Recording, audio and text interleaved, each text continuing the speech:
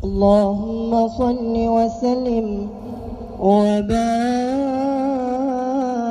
عليه Assalamualaikum warahmatullahi wabarakatuh. Hari ini kita akan membahas sebuah hadis dari kitab 40 hadis dari 40 kitab dalam Ihya Ulumuddin. Hadis pertamanya berbunyi, Man yuridillahu bihi khairan yufaqihu fid din wa yulhimuhu rusydah. Barang siapa yang dikehendaki Allah baik, maka akan dipandaikannya dalam agama dan diilhaminya petunjuk. Hadis ini sahih muttafaq alaih. Apa itu muttafaq alaih? Muttafaq alaih adalah riwayat yang dinisbahkan kepada Imam Bukhari dan Imam Muslim. Artinya hadis ini tidak diragukan lagi. Kemudian istilah lain ada sahihain. Sahihain juga biasanya dinisbahkan kepada Imam Bukhari dan Imam Muslim. Maksudnya, jika kita cek hadis tersebut akan terdapat di dalam kitab sahihnya Imam Bukhari dan sahihnya Imam Muslim. Sedangkan istilah lain ada syaikhan. Misalnya hadis riwayat syaikhan dari dua orang syekh. Maksudnya juga adalah Imam Bukhari dan Imam Muslim. Hanya saja bedanya dengan sahihain bahwa jika hadis riwayat syaikhan ini kita cek, maka tidak akan kita jumpai di dalam Sahih Bukhari ataupun Sahih Muslim. Boleh jadi terdapat dalam kitab mereka yang lain seperti Adabul Mufrad dan kitab At-Tarikh maupun kitab lainnya. Nah, hadis ini berdasarkan jalur riwayat dari Muawiyah tanpa perkataan wa yulhimuhu rusydah. Adapun tambahan wa yulhimuhu rusydah itu adalah riwayat Imam At-Tabrani. Hadis ini juga diriwayatkan oleh imam hadis yang lain seperti Imam Ahmad bin Hanbal, Imam Tirmizi, dan Imam Ibnu Majah.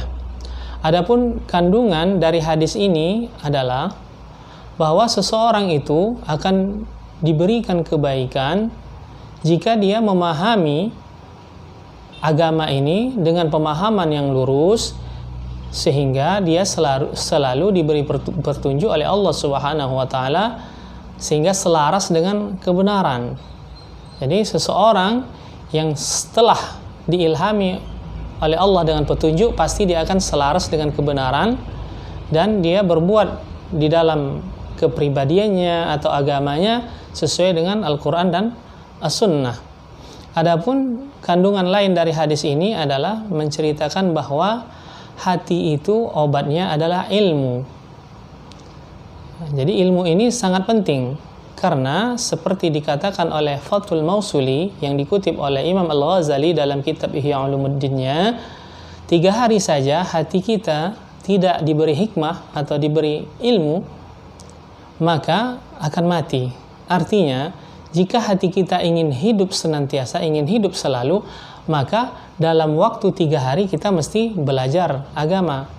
Setidak-tidaknya dalam seminggu itu 2 kali kita mempelajari ilmu agama agar hati kita selalu disirami dengan hikmah ilmu sehingga tidak mati. Misalnya kalau kita hari Senin seperti hari ini kita mengadakan pengajian, maka Selasa, Rabu, Kamis, sudah 3 hari, Jumat kita mesti belajar lagi agama. Begitulah seterusnya. Minimal sekali dalam seminggu kita, 2 kali dalam seminggu kita mempelajari agama kita, mempelajari ilmu. Adapun hikmah atau kandungan lain dari hadis ini adalah bahwa ilmu itu mesti dipelajari. Tidak ada kita jumpai seseorang itu lahir dalam keadaan alim. Al-ilmu bita'allum. Ilmu itu didapat dengan belajar. Mestilah kita rajin belajar. Nah, kemudian hikmah lainnya adalah bahwa kebahagiaan di dunia ini adalah ilmu dan ibadah, sedangkan di akhirat adalah sorga. Jika kita ingin akan dunia, fa'alaihi bil ilmi, maka hendaklah dicapai dengan ilmu. Jika ingin kebahagiaan di akhirat, fa'alaihi bil ilmi, maka hendak dicapai dengan ilmu. Jika kita ingin kebahagiaan keduanya, fa'alaihi bil ilm, kita juga dengan mendapatkan ilmu atau mencari ilmu agar kita selalu bahagia dunia maupun di akhirat.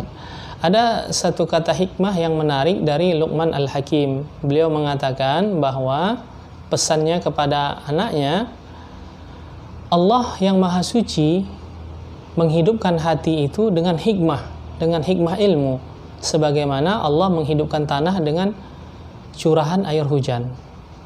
Kemudian ada satu kutipan lagi dari Imam Zuhri, beliau mengatakan ilmu itu adalah jantan, maka tidak ada yang menyukai ilmu kecuali lelaki yang jantan. Artinya apa? Pentingnya ilmu. Oleh karenanya, penting pula lah kita tanamkan kepada anak-anak kita agar selalu menuntut ilmu, rajin belajar, dan terus mencari ilmu dengan giat, karena Allah akan memberi petunjuknya kepada orang-orang yang berilmu, dan kita mesti mengamalkan ilmu kita.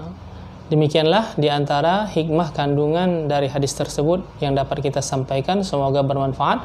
Wallahu alam. Wassalamualaikum warahmatullahi wabarakatuh.